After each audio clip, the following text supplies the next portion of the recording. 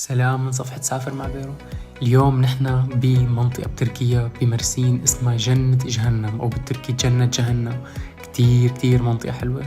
سألت واستكشفت وآخر شي خبروني ليش هيك اسمها ورح أخبركم بآخر الفيديو.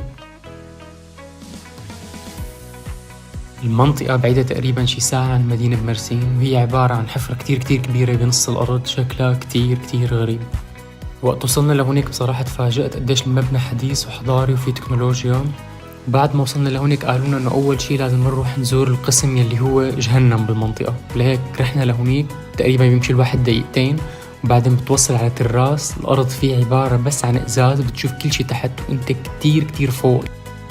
الحفرة تحت مثل ما شايفين بالفيديو كتير غميقة. تحت في شجر كلها صواعد ونوازل، منظر بياخذ العقل. طبعا أول مرة بتمشي فيها على الإزاز بشي كتير مخيف قد ما أنا عميقة تحت، بس بعدين بتتعود. وقعدنا تفرجنا على المناظر اللي هونيك، يعني شي بينمي البدن بصراحة قد ما حلو. ووراها الحفرة بتشوف بس البحر.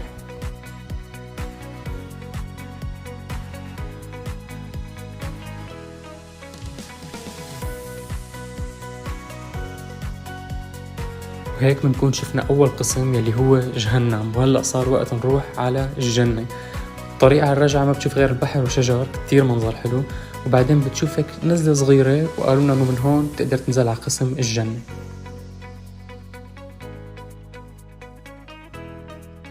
بلشنا ننزل على الدرج، وننزل درج كل الوقت عم ننزل نزول تمشي 300 درجة تحت الأرض ما بقى يخلصوا.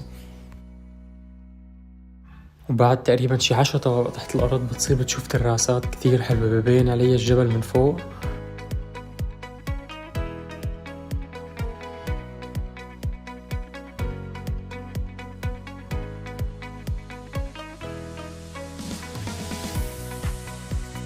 وحتى تحت صرنا نشوف زلاحف عايشة هونيك، شوفوا ما أحلاهم. وبعدين خبرونا انه بهي الحفرة اللي ورا الشجر موجود القسم يلي اسمه الجنة. كمان خبرونا انه وقت نرجع نطلع ما بنضطر نطلع كل الدرج، لانه المبنى فيه مصعد بيطلعك لفوق مثل ما شايفين بالفيديو. بس اللي ما خبرونا اياه انه لحتى نوصل لقسم الجنة تحت في لسه شي 300 درجة. وبلشنا نرجع ننزل وبلشنا نشوف الشغلات اللي ورا الحفرة.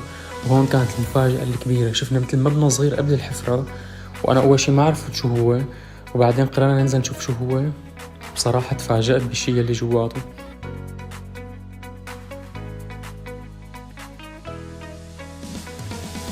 مبنى كتير صغير ومخبى كله ورا صخور مثل ما شايفين بالفيديو. وقت فت لشو اكتشفت انه المبنى هو عبارة عن كنيسة. فتنا مشينا جوا وشفنا انه فيها كمان ايقونات كتير قديمة، شي كان رائع جدا صراحة. ومن الشباك قدرنا نشوف أخيرا قسم الجنة يلي هو تحت. وقت وصلنا لهالقسم بصراحة نص رفقاتنا استسلموا، ضلوا قاعدين فوق ما بقدران ينزلوا على الدرج، لأنه من هون أي درجة رح تنزلوا بدك ترجع تطلعوا. لهيك قررنا ننزل البقية. وأنا طبعا قررت إني أنزل لحتى أجيب لكم الصور من تحت. بس يعني شوفوا حتى مبين بالفيديو شي بياخذ العقل، كيف الصخور منحوتة بهالطريقة، سبحان الله شي بجنة. ومن هالقسم ولتحت كل ما نزلنا كل ما صارت المناظر أحلى، كل ما درجة الحرارة انخفضت أكتر، كل ما شفنا صواعد ونوازل وشغلات بتجنن. طبعا كتير نزلة صعبة، يعني اللي عنده فعلا مشاكل صحية ما بنصح ينزل لتحت لأنه الدرج متعب جدا. فأخذنا استراحة وقعدنا تفرجنا فوق قديش في شغلات حلوة.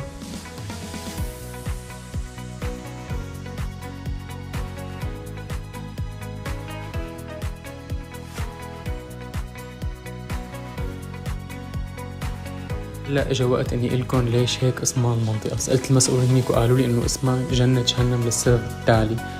جهنم القسم اللي كنا فيه اول شيء اسمه هيك لانه كتير سهل انك توصل عليه، عبارة عن دقيقتين وبتوصل لهونيك ومنظره كتير مخيف من فوق، فلهيك اسمها جهنم. اما القسم الثاني اللي اسمه جنة اسمه هيك لانه كتير صعب انك توصل له، والجنة صعب انك توصلها، لازم تكون انسان منيح وتآمن وتصلي وتصوم وترضي ربك لحتى توصل اخر شيء على الجنة. ولكن مسمينهم بهالاسمين الغريبين.